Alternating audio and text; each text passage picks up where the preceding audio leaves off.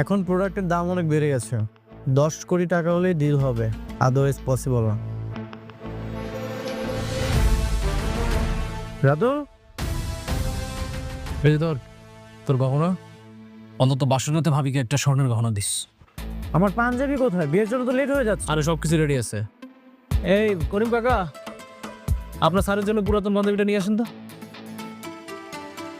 Sir এই যে আপনার পাঞ্জাবি। এটা কি পাঞ্জাবি?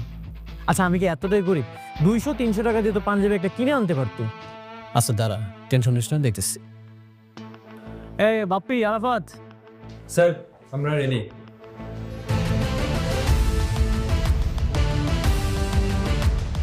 তোমরা কি এভাবেই বিয়েতে যাবে?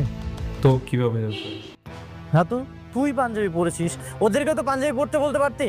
আচ্ছা শুনেন, আপনাদেরকে সব ঘটনা খুলে বলছি না। আপনারা একটা কাজ করবেন, রাস্তা থেকে 2টা পাঞ্জাবি কিনবেন, 2টা এত দরদ।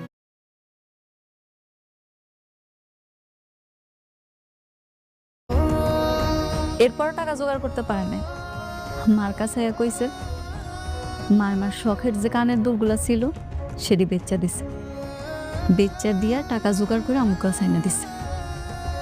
আব্বা মা, এটা আপনারা কি করলেন? আমার লেগা সবকিছু বিক্রি করে দিলেন?